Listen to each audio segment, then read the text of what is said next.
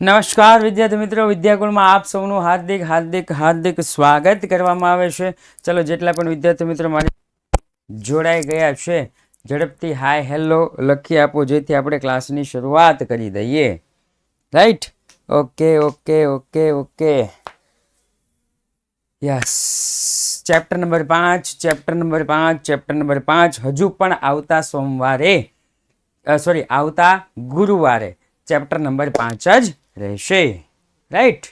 Okay, ચલો ચલો ચલો ચલો ચાલુ કરી દઈએ.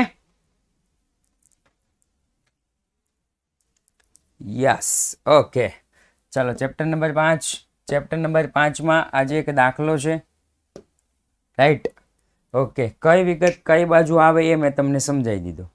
કઈ વિગત કઈ બાજુ આવે એ મેં તમને સમજાવી દીધું કે આ વિગત આ બાજુ આવે, આ વિગત આ બાજુ આવે, ઉધાર હોય તો ઉધાર બાજુ આવે, જમા હોય તો જમા બાજુ આવે. પ્રોવિડન્ટ ફંડ વાળો દાખલો ગણાવશો.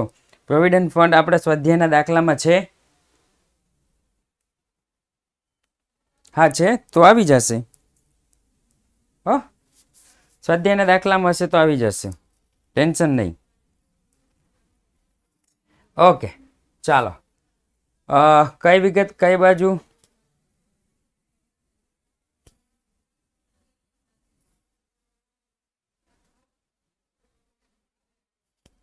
કઈ વિગત કઈ બાજુ આવે એ સૌ પ્રથમ તો કે મૂડી મૂડી દેવા બાજુ, ઉપાડ મૂડી દેવા બાજુ માઇનસ, જમીન મકાન યંત્ર ફર્નિચર મિલકત લેણા, પટ્ટે રાખેલ મકાન મિલકત લેણા,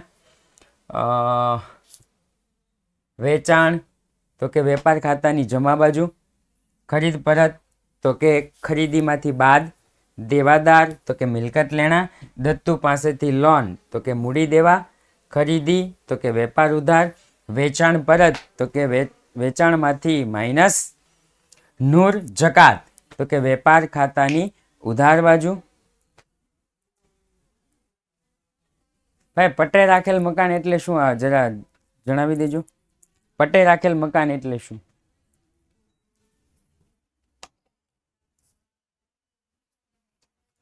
ચાલો જોઈ લેજો ભાઈ, પટ્ટે રાખેલ મકાન.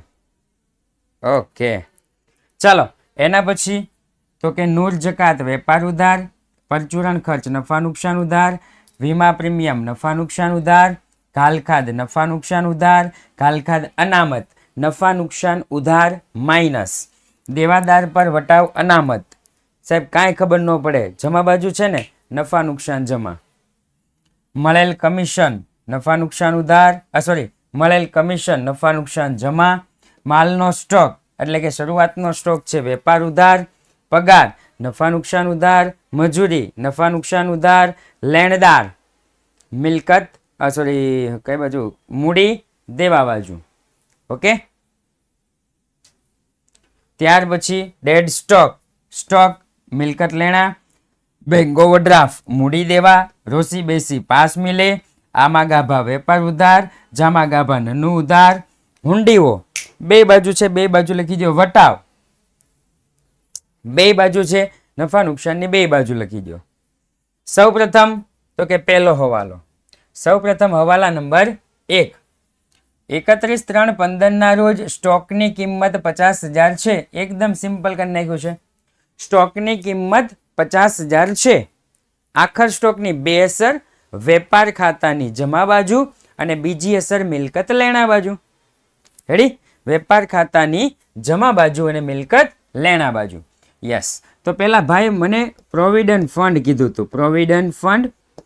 પ્રોવિડન્ટ ફંડમાં ફાળો, પ્રોવિડન્ટ ફંડના રોકાણો અને પ્રોવિડન્ટ ફંડના રોકાણનું વ્યાજ. આ 4 જાણવાનું છે ને તમારે.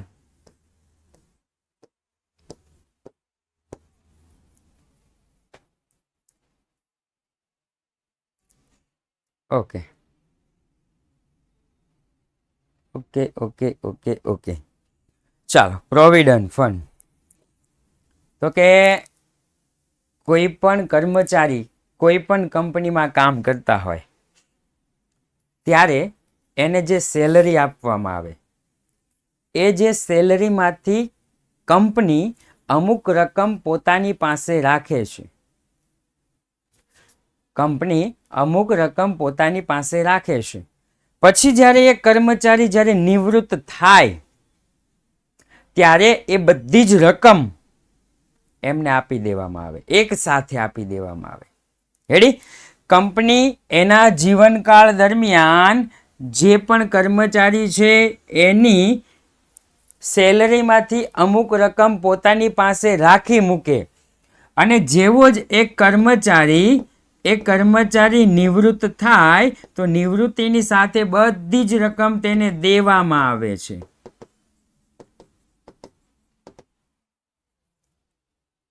દેવામાં આવે છે એનો મતલબ એમ થયો કે પ્રોવિડન્ટ ફંડ છે ને એ દેવું છે. પ્રોવિડન્ટ ફંડ શું છે? દેવું. રાઈટ?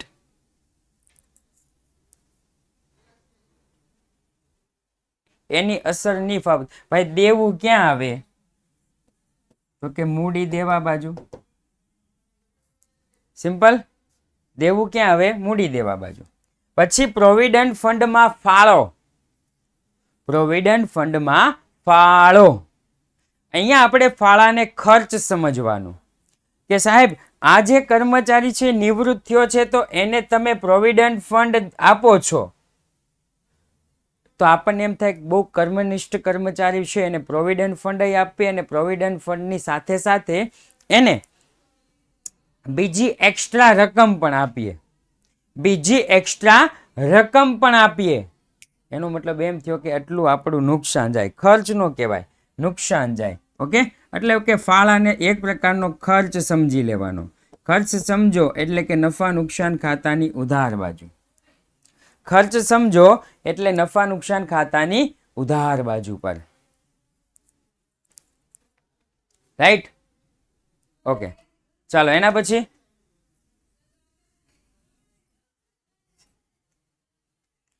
પછી તો કે એના પછી છે પ્રોવિડન્ટ ફંડમાં રોકાણ. સાહેબ આપણને બધાને ખબર છે કે રોકાણ છે ને એ રોકાણને મિલકત કહેવાય. રોકાણ છે ને રોકાણ એને શું કહેવાય? મિલકત કહેવાય. મિલકત. તો કે સાહેબ આપણને બધાને ખબર છે મિલકત એટલે તો કે મિલકત લેણા બાજુ. રેડી? પ્રોવિડન્ટ ફંડ દેવું, મૂડી દેવા બાજુ. પ્રોવિડન્ટ ફંડમાં ફાળો ખર્ચ, નફા નુકસાન ઉધાર. પ્રોવિડન્ટ ફંડના રોકાણ, મિલકત લેણા બાજુ. પ્રોવિડન્ટ ફંડના રોકાણનું વ્યાજ એને શું કરવાનું? તો કે માત્ર અને માત્ર આ એક જ એવું વ્યાજ છે કે જે એક અપવાદ રૂપ છે. બાકીનું આપણે નફા નુકસાન ખાતાની ઉધાર બાજુ લખતા. રેડી? આને નફા નુકસાન ખાતાની ઉધાર બાજુ વ્યાજ કોઈ પણ પ્રકારનું લોનનું વ્યાજ છે કે બેંક લોનનું વ્યાજ છે કે જેનું પણ વ્યાજ હોય, મૂડી પર વ્યાજ છે, એ બધું જ નફા નુકસાન ખાતાની ઉધાર બાજુ. પણ આ એક અપવાદ છે કે જે મૂડી નફા નુકસાનની ઉધાર બાજુ આવશે નહીં. આને પ્રોવિડન્ટ ફંડમાં પ્લસ કરવાનું. અને શું કરવાનું? પ્રોવિડન્ટ ફંડમાં પ્લસ કરવાનું. આ એક વ્યાજ એવું છે કે જેને પ્લસ કરવાનું થાય. રેડી? તો આ 4 વિગત હતી. પ્રોવિડન્ટ ફંડ, પ્રોવિડન્ટ ફંડમાં ફાળો, પ્રોવિડન્ટ ફંડના રોકાણ, પ્રોવિડન્ટ ફંડના રોકાણનું વ્યાજ. રાઈટ?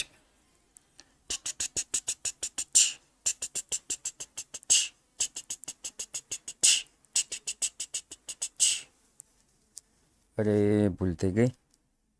એવું કઈ તમારે? અમારે સર આ પૂછવાનું હતું. અચ્છા, લાઈવ ડાઉટ્સ એ ફરી વખત કરી દેજો. લાઈવ ડાઉટ્સમાં નહોતો ગયો, નકર પાછું ના બ્લેક લિસ્ટમાં આવી જાય કે લાઈવ ડાઉટ્સમાં જવાનું ને. ઓકે, ચાલો એના પછી તો કે હવે બીજો હવાલો. હવાલા નંબર 2. 8/1/15 રોજ ધંધામાં આગ લાગવાથી 8,000 નો માલ બળી ગયો. વીમા કંપનીએ 70% દાવો મંજૂર કર્યો. ગઈકાલે મને કોઈ કીધું હતું કે સર 50% દાવો મંજૂર હોય તો 50% દાવો મંજૂર હોય તો રેડી ને. અહીંયા કેટલો દાવો આપ્યો છે? 70%. સાહેબ આપણને ખબર જ છે, માલ આગમાં, તારીખ નહીં જોવાની, માલ આગમાં બળી જાય એને કહેવાય માલની અન્ય રીતે જાવક, ખરીદીમાં ઘટાડો, ખરીદીમાંથી બાદ. પહેલી અસર, ખરીદીમાંથી બાદ કેટલા? તો કે 8000. બીજું તો કે વીમા કંપનીએ 70% દાવો મંજૂર કર્યો, તો બીજી અસર મિલકત લેણા બાજુ વીમા કંપની, કારણ કે વીમા કંપની પાસેથી લેવાના 70%, 7 × 8 = 5600. 5600 રેડી લેવાના. ભાઈ લાવો ભાઈ 5600 આપો. પછી તો કે સાહેબ 8000નું નુકસાની ગઈ, એમાં 5000 મળે છે, તો ત્રીજી નુકસાની 2400 રૂપિયાની નુકસાની. તો કે નફા નુકસાન ખાતાની ઉધાર બાજુ પર, નફા નુકસાન ખાતાની ઉધાર બાજુ પર આગથી થયેલ નુકસાન ખરીદીમાંથી બાદ. અને ત્રીજી અસર વીમા કંપની મિલકત લેણા બાજુ. એના પછીનો હવાલો, તો કે એના પછીનો હવાલા નંબર 3, દેવાદારોમાંથી 6000 વસૂલ થઈ શકે તેમ નથી. ઓકે ઓકે ઓકે, લાઈવ નથી બતાવતા, એક વખત બહાર નીકળીને પાછા અંદર આવી જાઓ. વસૂલ થઈ શકે તેમ નથી એવું આપણને આપ્યું હોય, વસૂલ થઈ શકે તેમ નથી એવું આપણને આપ્યું હોય, અથવા તો એમ હોય કે શકમંદ લેણું છે એવું આપ્યું હોય, તો એને કહેવાય ઘાલખાદ. રેડી? આવા શબ્દ આપ્યા હોય કે વસૂલ થઈ શકે તેમ નથી અથવા શકમંદ લેણું છે, જો આવા કોઈ આપણને પ્રશ્ન આપ્યા હોય એને કહેશું ઘાલખાદ. ઘાલખાદ તો કે બાદ કરવાની, માંડી વાળવાના છે. ઘાલખાદ અનામત 5%, દેવાદાર પર વટાવ અનામત 2% રાખવું. ગઈકાલે સેમ આ હવાલો જોયો, તો જરા ટેકનિકલમાં ફોન કરી દો કે મારું લાઈવ નથી બતાવતા લેપટોપમાં, તો કઈ રીતના બતાવે એટલે એ લોકો તમને કહેશે. થઈ ગયું? આ ગઈકાલે આપણે જોયું હતું કે એક અસર મિલકત લેણા બાજુ દેવાદારમાંથી, અને બીજી અસર અમારી સ્કૂલમાં કયા હવાલાની એક જ અસર થાય. અમારે પૂછાયું હતું કે કયા હવાલાની એક જ અસર થાય. તમારે પૂછાયું હતું કયા હવાલાની એક જ અસર થાય, તો કે સરવાળાની ભૂલ, સરવાળાની ભૂલ અને ખતવણીની ભૂલ. ખતવણીની ભૂલની એક જ અસર થાય.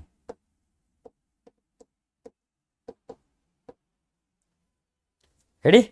સરવાળાને ભૂલ અને ખતવણીના ભૂલની એક જ અસર થાય, બાકી નહીં. ચાલો, અને બીજું કે દેવાદાર પર વટાવ અનામતની હવે જરૂર નથી. દેવાદાર પર વટાવ અનામતની હવે જરૂર નથી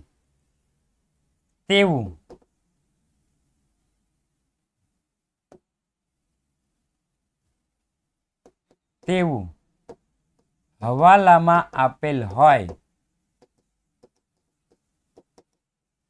તો એક જ અસર. રેડી? આ 3 એવા સંજોગો છે કે જેમાં એક જ અસર થાય, બાકી શેમાં એક અસર થતી નથી, બાકી બધાની બે અસર થાય છે. થઈ ગયું યાદ? તો કે હા સાહેબ. ચાલો, એના પછીનો હવાલો, આ હવાલો આપણે ગઈકાલે જોયો હતો એટલે આજે હું નથી કરાવતો. આગળનો હવાલા નંબર 4, 6000નું ઉધાર ખરીદેલ માલની અને 1000ની ખરીદ પરતની નોંધ થઈ નથી. 6000ના ઉધાર ખરીદેલ માલની અને 1000ની ખરીદ પરતની નોંધ નથી થઈ. હવે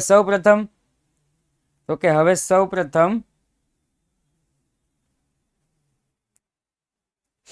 સૌપ્રથમ ખરીદીની નોંધ નથી થઈ તો ખરીદીમાં પ્લસ હોય તો સાથે સાથે શેમાં તો કે સાહેબ ખરીદીમાં પ્લસ હોય તો ખરીદી ગ્રાહક પાસે એટલે દેવાદારમાં પણ પ્લસ કરીએ લેણદાર લખે કે ઓલું હા ખરીદી વેપારી પાસે કરીએ કા હા લેણદારમાં પણ પ્લસ ખરીદીમાં પ્લસ તો લેણદારમાં પણ પ્લસ એના પછી ઉધાર ખરીદ પરતની નોંધ થઈ નથી તો હજી ખરીદીમાંથી માઇનસ કરવાનું ખરીદીમાંથી માઇનસ તો સાથે સાથે લેણદારમાંથી પણ માઇનસ રાઈટ ઓકે ચાલો એના પછી તો કે એના પછી કાયમી મિલકત પર 10% ઘસારાની જોગવાઈ કરો કાયમી મિલકત ઉપર કેટલા ટકા 10% ઘસારાની જોગવાઈ કરો સાહેબ કાયમી મિલકતો આપણને છે તો કે જમીન મકાન અને યંત્ર જમીન મકાન અને યંત્ર જો ભાઈ ધોરણ 11 હોય કે ધોરણ 12 હોય ધોરણ 11 અને ધોરણ 12 એમાં 3 હવાલા છે કોમન જ છે તમે 12માની પરીક્ષા આપો કે તમે 11માની પરીક્ષા આપો 3 હવાલા કોમન છે અને છે તમને 3માંથી 2 100% આવે છે ને આવે છે એક તો ઘાલખાદ વાળો અહીંયા નહીં અહીંયા લખું 100% હવાલા માંથી 2 હવાલા પૂછાય છે પહેલું ઘાલખાદ અને ઘાલખાદ અનામત આ એક હવાલો છે કે 100% પૂછાય બીજો ઘસારો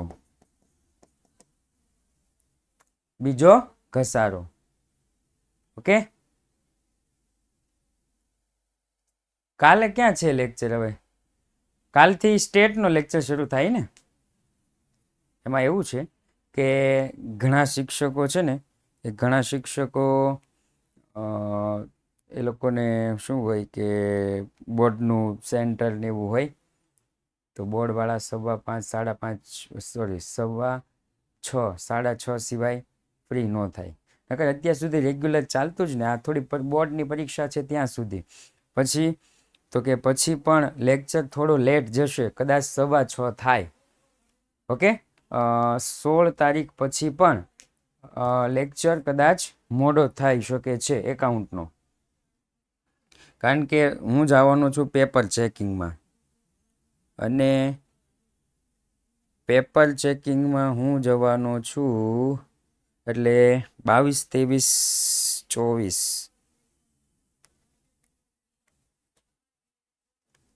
21, 22, 23 આવે ને ઓકે 21, 22, 23 નો પણ 6:15 નો થઈ શકે છે લેક્ચર કારણ કે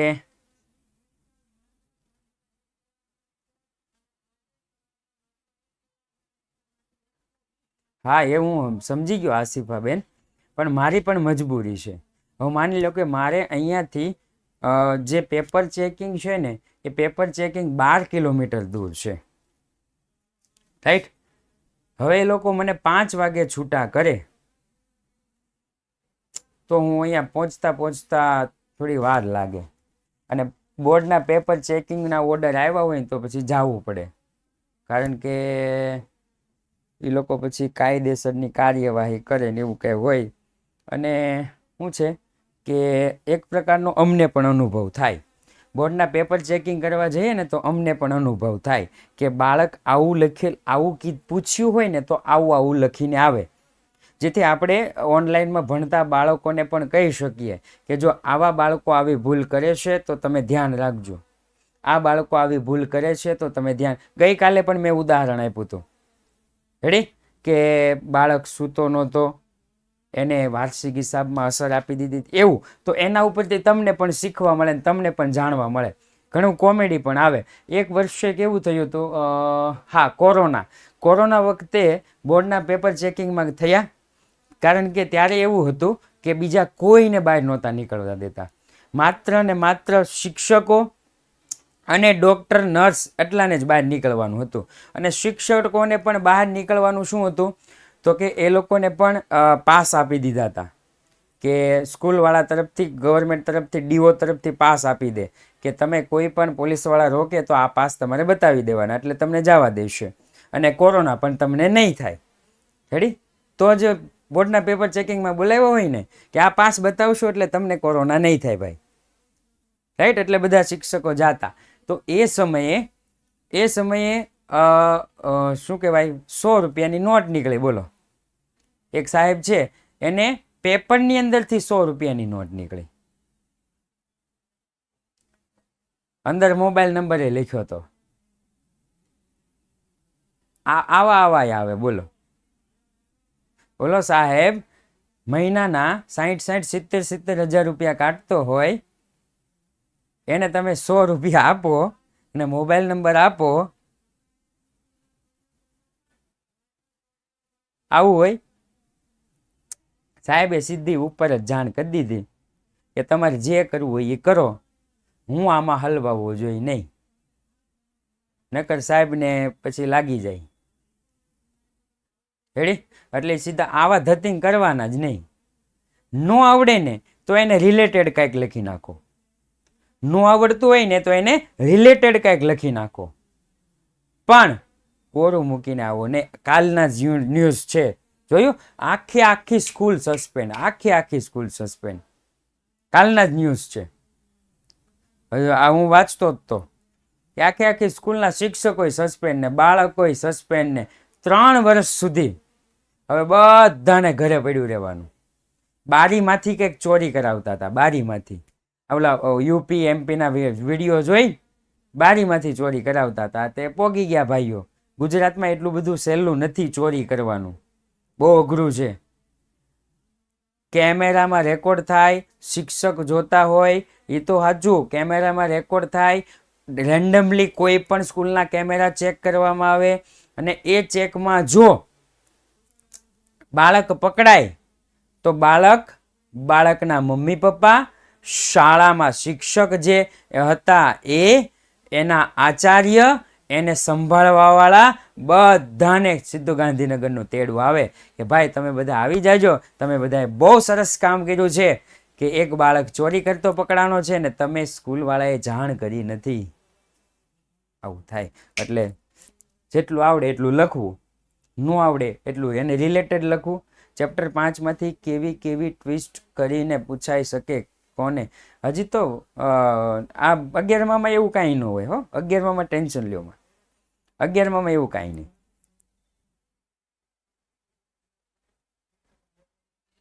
ઓકે, ચલો. ઘસારો અને ત્રીજું મૂડી પર વ્યાજ અને ઉપાડ પર વ્યાજ. મૂડી પર વ્યાજ અને ઉપાડ પર વ્યાજ. રેડી? આવું છે. ત્યાર પછી તો કે આ યાદ રાખજો કે 100%માં 3માંથી 2 આવે ને આવે જ તેને, કોઈ પણ દાખલો હોય તમારે જોઈ લેવાની છૂટી. ચલો, એના પછી તો કે એના પછી કાયમી મિલકત ઉપર ઘસારો ગણી લીધો. ત્યાર પછી શું કીધું છે?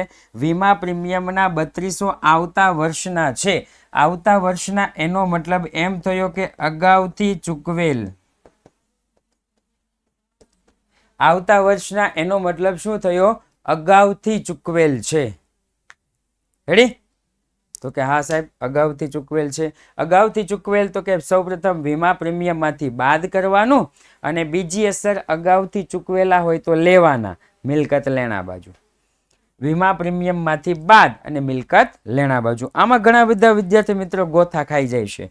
50% કમિશન મળેલ છે, 50% કમિશન મળેલ છે. તો અહીંયા પેલા કમિશન જોવાનું. કમિશન કેટલું છે?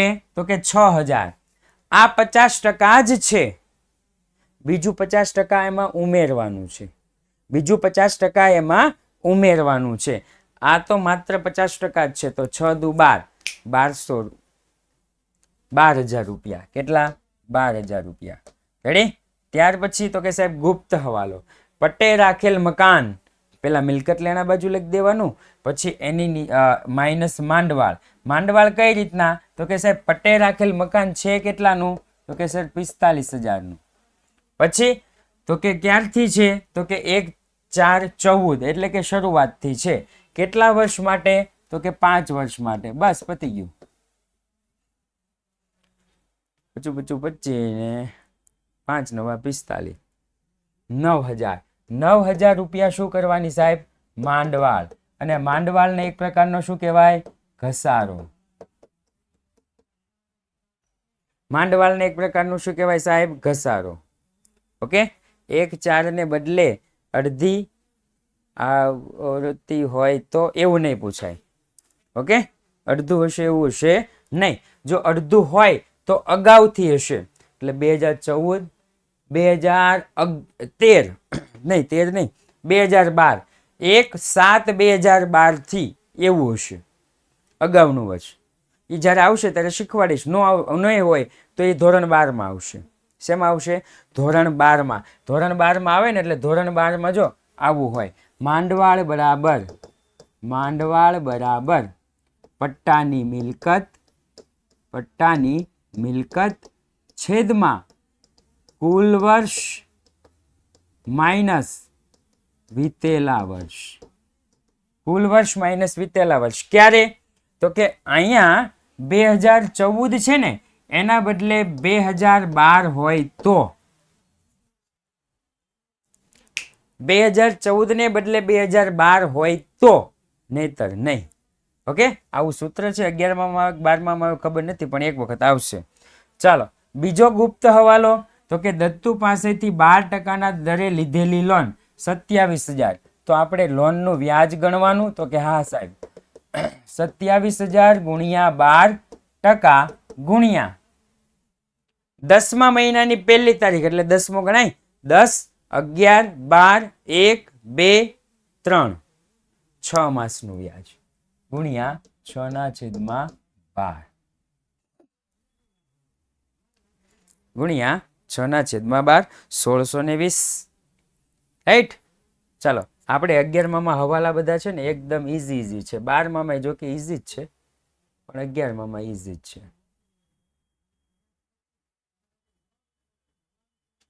ઓકે, ચાલો એના પછીનો એક દાખલો છે, દાખલા નંબર 11. કેટલા હવાલા છે તો કે 7. કેટલા? 7 હવાલા છે. સૌ પ્રથમ કઈ વિગત કઈ બાજુ આવે એ બધું લખી નાખ્યું છે.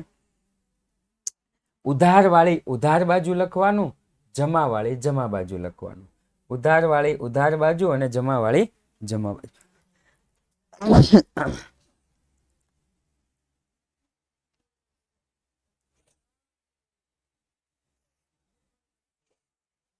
થઈ ગયું તો કે હા સાહેબ. એના પછી તો કે એના પછી હવે શું કહેવાય આગળ જોઈએ.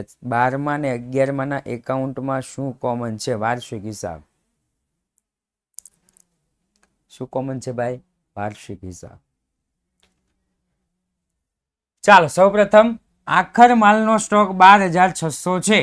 તો કે સાહેબ આખર સ્ટોક છે એ આખર સ્ટોક કેટલો છે તો કે 12,600. જેમાં 4,600 નો સ્ટોક ને 600 નો રિપેરિંગ ખર્ચ છે. એટલે આપણે તો શું કહેવાય ડ્રો કરવું પડશે. તો કે આખર સ્ટોક સાહેબ 12,600 છે. એમાં 4,600 ના સ્ટોક ને 600 રિપેરિંગ ખર્ચ એટલે એની બજાર કિંમત 4,000 થઈ ગઈ. પછી બાકીના સ્ટોકની બજાર કિંમત 20% ઓછી છે. એટલે કે 12,600 માંથી 4,600 બાદ કરો એટલે આપણને કેટલા મળે? 8,000. એની 20% ઓછી એટલે કે 6,400. આખા સ્ટોકનો નિયમ 2 માંથી જે ઓછી કિંમત હોય એ લેવાની. 4,000, 4,600, 10,400. પહેલી અસર વેપાર ખાતાની જમા બાજુ, બીજી અસર મિલકત લેણા બાજુ.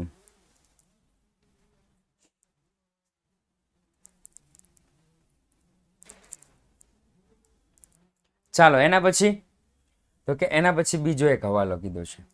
4,400 નું ઉધાર વેચાણ નોંધવાનું બાકી છે. ઉધાર વેચાણ નોંધવાનું બાકી હોય તો વેચાણમાં પ્લસ અને સાથે સાથે લેણદારમાં પણ પ્લસ. સોરી માફ કરજો, કોને વેચીએ તો કે ગ્રાહકને, દેવાદારમાં પ્લસ. રેડી? દેવાદાર. આખર સ્ટોકની વધારે કિંમત આપી હોય તો કોઈ અસર ન થાય ને સર? તો કે નહીં. એટલે આખર સ્ટોકની વધારે કિંમત આપી હોય તો, એવું અમારા સ્કૂલના સર કહેતા, આખર સ્ટોકની વધારે કિંમત આપી હોય તો ઓછી કિંમત હોય એ લેવાની, નહીં લેવાની એવું નહીં કીધું હોય. તમારે સમજવામાં ભૂલ થઈ હશે. જે ઓછી કિંમત હોય ને એ લેવાની. Okay, yes.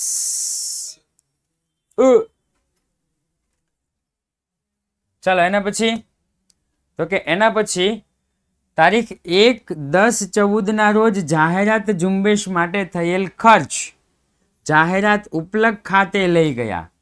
આ ખર્ચ કેટલા વર્ષ માટે માંડી વાળવાનો હતો? તો કે સાહેબ 5 વર્ષ માટે. એનો મતલબ એમ થયો કે આ જે આખો ખર્ચ છે ને એ 5 વર્ષ માટે માંડી વાળો. હવે જાહેરાત ઉપલક ખાતું દેખાય છે? તો કે હા સાહેબ 4000નું. જાહેરાત ઉપલક ખાતું 4000નું છે. કેટલા વર્ષ માટે માંડી વાળો? તો કે 5 વર્ષ માટે. 5 × 8 = 40. 800 રૂપિયા થયા. કેટલા થયા? 800 થયા ને? ઓકે, 800 રૂપિયા થયા. હવે સાહેબ તો કે હવે ઓલું કર્યું છે ક્યારે? તો કે 10મા મહિનાની 1લી તારીખ. એટલે કે 10, 11, 12, 1, 2, 3. 3 માસ થયા તો ગુણ્યા 3/12 આટલી માંડવાળ આવશે. કારણ કે અડધું વર્ષ જ વાપર્યું છે, બાકીનું આગળ જવા દેવાનું. એટલે કે 400 રૂપિયા. માંડવાળ કેટલી આવે? 400 રૂપિયા. એટલે પહેલી અસર પાકા સરવૈયામાં મિલકત લેણા બાજુ, પાકા સરવૈયામાં મિલકત લેણા બાજુ જાહેરાત ઉપલક ખાતું 4000 માઇનસ માંડવાળ 400 એટલે ટોટલ થઈ ગયા 3600. બીજી અસર માંડવાળ એટલે આપણને ખબર પાડવી જોઈએ કે નફા નુકસાન ખાતાની ઉધાર બાજુ.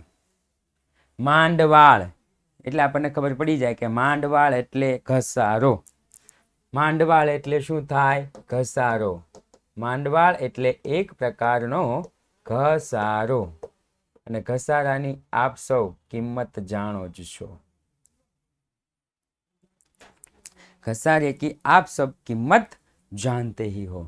ચલો એના પછીનો હવાલો તો કે એના પછીનો હવાલો વાહન 1/4/2009 ના રોજ 20,000 ખરીદેલ છે. ભંગાર કિંમત 4000 છે. આવો એક જ જગ્યાએ હવાલો છે હો. આખા એકાઉન્ટમાં એક જ જગ્યાએ એક વખત 12માં આવે છે અને સેમ ટુ સેમ એક વખત 11માં આવે છે. આનો આ જ હવાલો બેઠો જ 12માં આવે છે. Same to same. કે 1/4 ત્યાં વર્ષ અલગ છે, અહીંયા વર્ષ અલગ છે, બાકી સેમ છે કોન્સેપ્ટ.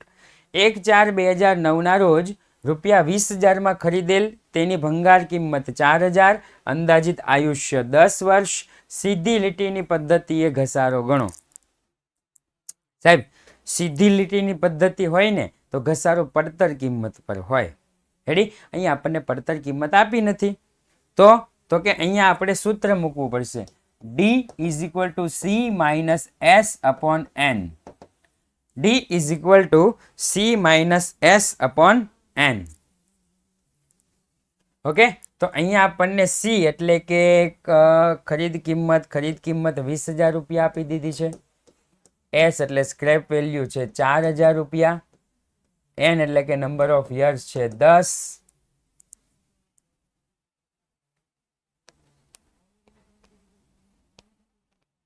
કેટલા રૂપિયા? તો કે સાહેબ 1600 રૂપિયા. 1600 રૂપિયા. 1600 રૂપિયા થઈ ગયો. ઓકે, ઘસારો. પાંચમો 2000 નું ફર્નિચર ખરીદેલ છે, ભૂલથી ખરીદ ખાતે ઉધારેલ છે. તો સૌપ્રથમ પહેલા ભૂલ સુધાર નાખો. મિલકત ખરીદો તો મિલકતમાં પ્લસ, માલ ખરીદો તો ખરીદીમાં પ્લસ. તો અહીંયા ભૂલથી ખરીદીમાં નોંધાઈ ગયું છે એનો મતલબ એમ થયો કે ખરીદીમાંથી કરશું માઇનસ, યંત્રમાં પ્લસ. આગળ વાંચું છું. આ યંત્ર 1/10/14 રોજ ખરીદેલ છે અને યંત્ર ઉપર કેટલા ટકા ઘસારો? 20%. તો કે સાહેબ એક યંત્ર છે ને એ શરૂઆતથી છે. આપણી પાસે એક યંત્ર છે ને ક્યાં ગયું અહીં આવ્યું. આ જે 20,000નું યંત્ર છે ને એ આપણી પાસે શરૂઆતથી જ છે સાહેબ. અને બીજું જે 2,000નું યંત્ર છે ને એ સાહેબ 1/10 રોજ ખરીદેલ છે. એટલે અહીંયા યંત્ર પર ઘસારો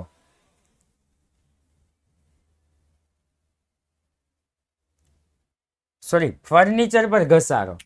આ 6,000નું ફર્નિચર 20% લેખે 1,200 રૂપિયા અને 2,000નું ફર્નિચર 20% લેખે 6 માસ એટલે કે ટોટલ કેટલા થઈ ગયા? 1,400 રૂપિયા. રેડી? જે મિલકત જ્યાંથી ખરીદી હોય ત્યાંથી જ એનો ઘસારો ગણવાનો અને જે મિલકત જે સમયે વેચી હોય ત્યાં સુધીનો જ એનો ઘસારો ગણવાનો. માની લ્યો કે આપણું હિસાબી વર્ષ છે એ આપણું હિસાબી વર્ષ 1/4/2014 થી 1/4/2023 થી 31/3/2024 સુધીનું છે. હવે યંત્ર છે, યંત્ર એની ખરીદી 1/10/2023 ખરીદી કરી હતી અને ફર્નિચર છે એ ફર્નિચર 1/10/2023 પછી એનું કર્યું વેચાણ. આવી રીતના. રાઈટ? તો જો હવે તમે ધ્યાનથી સાંભળો. આ યંત્ર છે એની ખરીદી ક્યારે કરી? તો કે 1/10/23. તો જ્યારે ખરીદી કરો ને એના પછી એની ઘસારો ગણવાનો. એટલે 10મા મહિનાથી લઈ 31/3/24 સુધીનો ઘસારો ગણવાનો. રેડી? શું ગણવાનું? ઘસારો. અને અહીંયા શું આપ્યું છે? વેચાણ. તો સાહેબ જ્યાં સુધી યંત્ર ફર્નિચર હતું ત્યાં સુધીનું 1/4/23 થી લઈ અને 31/3/24 સુધીનો શું ગણવાનો? ઘસારો ગણવાનો. આના પછીનો નહીં. રેડી? એટલે મિલકતોમાં ધ્યાન રાખો. આ 10મો મહિનો લીધો છે. ઘણી વખત 12મો મહિનો પણ હોઈ શકે. રાઈટ? ત્રીજો 3 4 5 6 છઠ્ઠો મહિનો પણ હોઈ શકે. કોઈ પણ મહિના હોઈ શકે. આ એક મિલકતોમાં ધ્યાન રાખવાનું. ચાલો એના પછી તો કે એના પછીનો હવાલો. મૂડી પર 6% વ્યાજ આપવાનું છે. 8,000ની મૂડી 1/10/14 રોજ. એટલે અહીંયા જે 1,08,000ની મૂડી છે ને એના બે ભાગ પડે. એક તો 1 લાખ, બીજો 8,000. 1 લાખ, બીજો 8,000. તો મૂડી પર વ્યાજ છે જો 1 લાખનું 6% લેખે વ્યાજ અને 8,000નું 6% લેખે 6 માસનું વ્યાજ. રેડી? કેટલા? તો કે 6,240. 6,240 6,240 થઈ ગયું? તો કે હા સાહેબ. એના પછી તો કે એના પછી મકાન પર ઘસારો દર 10%, યંત્ર પર 20%. તો અહીંયા તમે જુઓ ને તો બધું ઓકે જ છે? તો કે હા બધું ઓકે જ છે. રેડી? હા મકાનમાં વધારો આપ્યો છે. જો મકાનમાં પણ શું આપ્યું છે? વધારો. તો આ જે મકાન છે ને 40,000ના મકાન એના ઉપર આખા વર્ષનો ઘસારો અને આ જે મકાનમાં વધારો છે ને એના ઉપર 3 માસનો વધારો. એક મકાન ઉપર આખા વર્ષનો ઘસારો, બીજા મકાન ઉપર 3 માસનો ઘસારો. રાઈટ? ઓકે.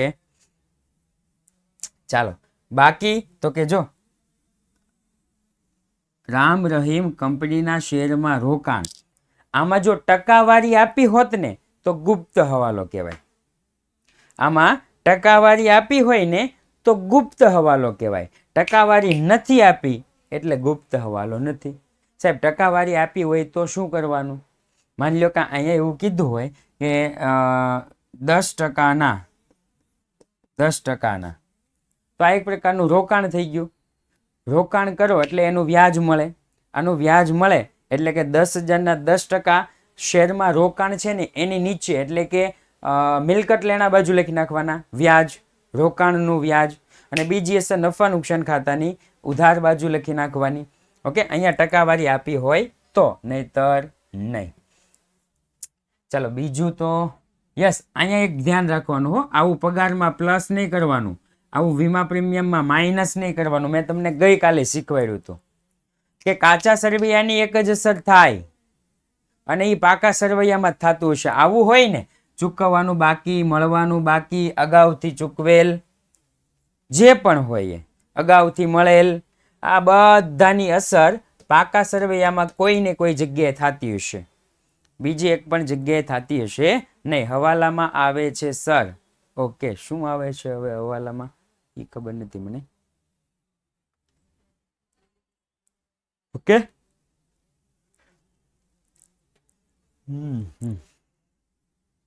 ઓકે, હવાલામાં આવે છે ઘાલખાદ એટલે હોય તો પાકા સરવૈયાની. હા, ઘાલખાદ માત્ર ઘાલખાદ કે ઘાલખાદ અનામત,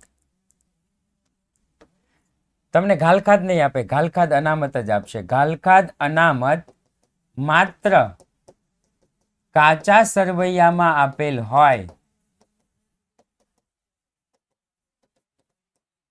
ઘાલખાદ અનામત માત્ર કાચા સરવૈયામાં આપેલ હોય તો તેને દેવાદારોમાંથી બાદ કરવી. ઘાલખાદ અનામત માત્ર કાચા સરવૈયામાં આપેલ હોય તો તેને દેવાદારોમાંથી બાદ કરવી. અને આપ સૌ જાણો જ છો કે કાચા સરવૈયાની એક જ અસર થાય, કાચા સરવૈયાની એક જ અસર થાય અને થાય. ઓકે, ચાલો બીજો કોઈ તમારો કઈ પ્રશ્ન હોય તો તમે પૂછી શકો છો. આજે આપણે ટાઈમ ટુ ટાઈમ જ બંધ કરશું, એટલે કે 7 વાગે. બીજું કોઈ તમે પ્રેક્ટિસ કદાચ કરતા હો દાખલાની અને એમાં તમને કાંઈ આવડતું ન હોય, સર પણ દેવાદારમાંથી તો ખાલી હવાલાનું જ માઇનસ કરવાનું. હા, હવાલાનું જ માઇનસ કરવાનું, પણ સાંભળો શું લખ્યું છે, ઘાલખાદ અનામત માત્ર કાચા સરવૈયામાં આપી હોય તો જ એને બાદ કરવાની. હવાલા અને કાચું સરવૈયું બેમાં આપ્યું હોય તો નહીં. રાઈટ, આ એક નિયમ છે, આ એક અપવાદરૂપ નિયમ છે. કાચા સરવૈયામાં પ્રોવિડન્ટ ફંડના રોકાણો, પ્રોવિડન્ટ ફંડ અને પ્રોવિડન્ટ ફંડના રોકાણો શેમાં આવે સર? ક્યાં હતો તું ભાઈ પ્રણવ?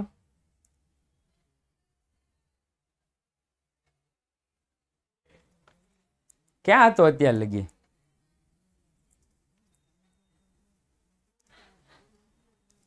યસ, અભી તો કિયા. પ્રોવિડન્ટ ફંડ કર્મચારી નિવૃત્ત થાય ત્યારે એને દેવામાં આવે મૂડી દેવા બાજુ. પ્રોવિડન્ટ ફંડમાં ફાળો, નફા નુકસાન ઉધાર.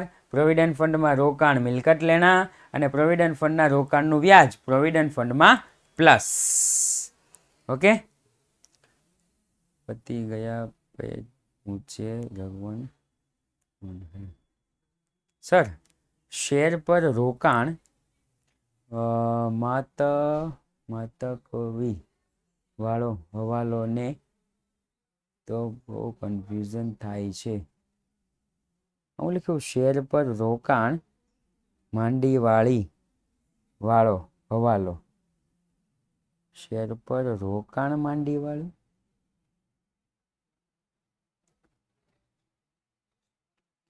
શેર પર રોકાણ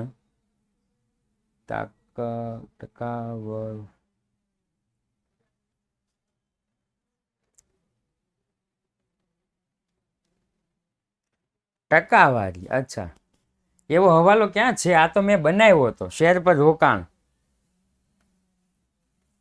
નથી, એવો હવાલો છે જ નહીં. એ તો મેં મારી જાતે બનાવ્યો હતો આમના, કે જો કોઈ ટકાવારી હોય તો એને ગુપ્ત હવાલો કહેવાય. રેડી? બાકી કોઈ ગુપ્ત હવાલો કહેવાય નહીં. ટકાવારી હશે નહીં, પણ મને ઈ ના સમજ. અચ્છા, ઓકે, સમજાવી દઈએ. 8% શેરમાં રોકાણ. રેડી? આવો કોઈ હવાલો છે, આવો કોઈ હવાલો છે. હવે શું કીધું છે? તો કે સાહેબ 8%ના શેરમાં રોકાણ કીધું છે. હા સાહેબ. તો હવે આને કહેવાય ગુપ્ત હવાલો. ગુપ્ત હવાલો હોય અને રોકાણની કિંમત આપણને આપી દીધી હોય 10,000, તો આ રોકાણ પર વ્યાજ ગણવું પડે. તો લખીશ રોકાણનું વ્યાજ. રેડી? બરાબર 10,000 ગુણ્યા 8%, એટલે કે 800 રૂપિયા થયા. ટકાવારી આપી એટલે ગુપ્ત હવાલો. ગુપ્ત હવાલો હોય તો વ્યાજ ગણવું પડે. 800 રૂપિયા થયા. પેલું રોકાણ કર્યું છે એટલે આપણને વ્યાજ મળે, તો કે નફા નુકસાન ખાતાની જમા બાજુ. અને બીજું મિલકત લેણા બાજુ લખી દેવાનું. રોકાણમાં પ્લસ નહીં, મિલકત લેણા બાજુ. જ્યાં પણ રોકાણ લખો ને એની નીચે લખી દેવાનું. રાઈટ? ટકાવારી વાળો દાખલો. ઓકે, ચાલો. તો આવતા ગુરુવારે પણ આપણે ચેપ્ટર નંબર 5 જ હજુ રાખેલું છે, બાકીના દાખલા જોવાના છે. તો આ સાથે જ આજનો ક્લાસ આપણે અહીંયા પૂર્ણ જાહેર કરીએ છીએ. ફરી વખત મળીશું એક નવા ક્લાસ સાથે, નવા દાખલા સાથે. ત્યાં સુધી જય હિન્દ, જય ભારત. જે પણ સવાલ છે એ આવતા શરૂઆતમાં જ લઈ લઈશું.